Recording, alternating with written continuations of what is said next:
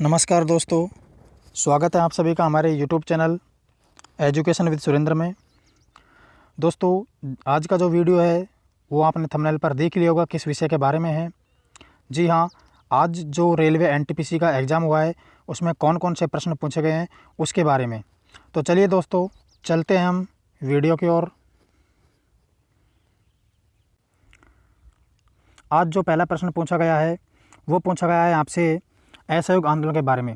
जी हाँ, असहयोग आंदोलन का नेतृत्व किसने किया था? तो दोस्तों, यह आंदोलन किया था महात्मा गांधी जी ने।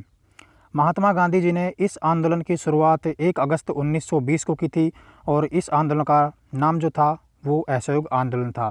दूसरा प्रश्न, असहयोग आंदोलन क्यों वापस लिया गया? तो ध्यान रहे आपको, यह आंदोलन जो था ये किस कारण से यहाँ पर वापस लिया गया था? तो चोरी चोरा कांड के कारण। जी हाँ, चोरी चोरा कांड क्या है? ये असहयोग आंदोलनकारी जो थे ये शांतिपूर्वक अपना एक जुलूस निकाल रहे थे। तो उसमें उत्तर प्रदेश राज्य के गोरखपुर ज़िले में चोरी चोरा नामक स्थान पर थानेदार व पुलिस सिपाहियों ने आंदोलनकारियों के ऊपर गोलियां चला दी, जिसके कारण आंदोलनकारियों ने थाने में आग लगा दी। वह कांड जो कहलाया चोरी चोरा कांड के नाम से जाना गया। और गांधी जी ने इस घटना के बाद इस आंदोलन को 11 फरवरी 1922 को वापस ले लिया था। तो असहयोग आंदोलन क्यों वापस लिया गया था? चोरी चोरा कांड के कारण। अगला प्रश्न है, कांग्रेस के पहले मुस्लिम अध्यक्ष। तो कांग्रेस के पहले जो मुस्लिम अध्यक्ष थे वो हैं बदरुद्दीन तैयब। कांग्रेस के पहले मुस्लिम अध्यक्ष कौन थे? बदरुद्दीन तैयब। लेकिन ये कांग्रेस के पहले मुस्लिम थे, क्रम से अगर पूछा जाए तो ये कांग्रेस के तीसरे अध्यक्ष थे। कांग्रेस के पहले अध्यक्ष व्योमेश चंद्र बनर्जी थे, जबकि पहले मुस्लिम अध्यक्ष बदरुद्दीन तैयब जी थे। और बदरुद्दीन तैयब ने कांग्रेस के तीसरे अधिवेशन की अध्यक्षता की थी, जो अधिवेशन मद्रास में हुआ था।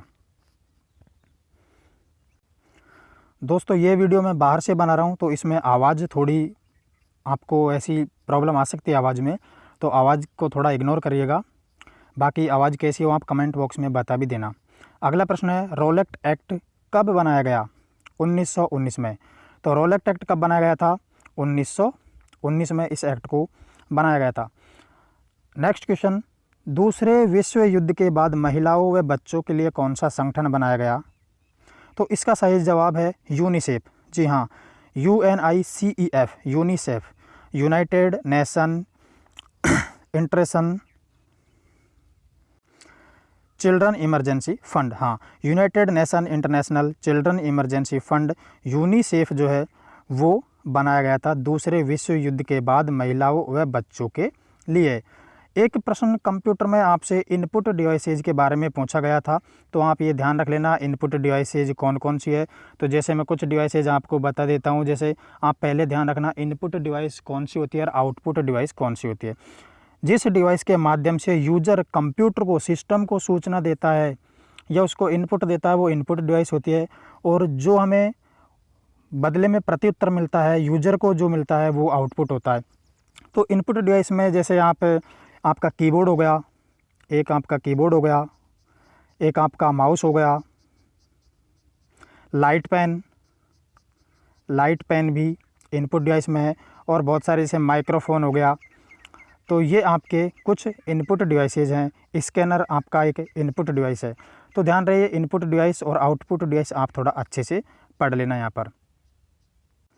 नेक्स्ट प्रश्न, धारा 377 के विषय पर पूछा गया था कि धारा जो 377 है इसमें किन दो महिलाओं ने भूमिका निभाई थी, किन दो महिलाओं ने यहाँ पर केस लड़ा था? तो ये दो महिलाएं थी, एडवोकेट मेनका और एडवोकेट अरुंधति। जी हाँ, ये दोनों महिलाएं वकील थी, इन्होंने ये केस लड़ा था।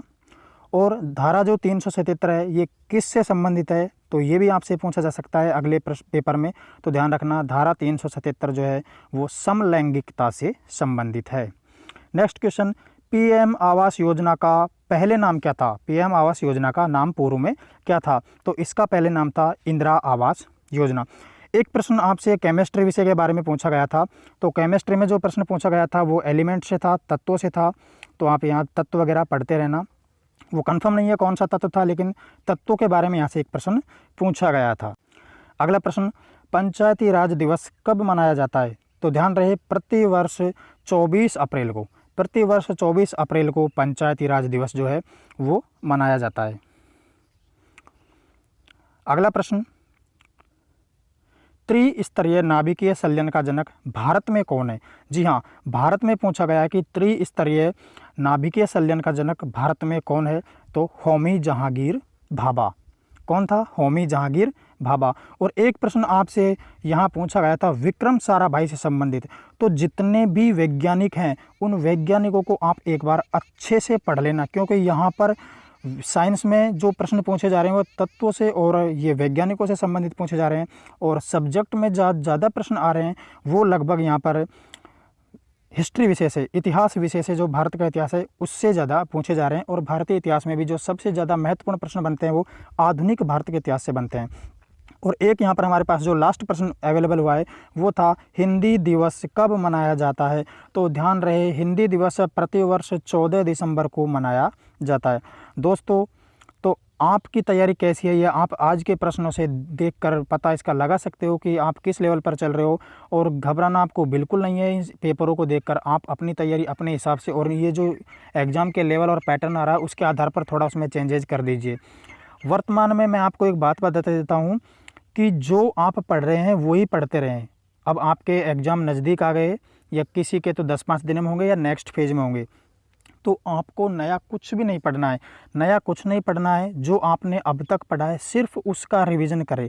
अगर नया कुछ पढ़ना है तो इन पेपरों को देखकर, हाँ, कुछ जो आपने नहीं पढ़ा और उस विषय से आ रहा है, उस टॉपिक से आ रहा है, तो उस टॉपिक को आप यहाँ पर थोड़ा सा पढ़ सकते हैं। बाकी ज़्यादा कुछ नया नहीं पढ़े यहाँ पर, क्योंकि ज़्यादा नया पढ़ने से आपको यहाँ पर प्रॉब्लम हो सकती है। तो जितना भी हो सके आप सिर्फ और सिर्फ रिवीजन करते रहें, तो जितना फ़ायदा आपको रिवीजन से मिलेगा वो बहुत ज़्यादा होगा।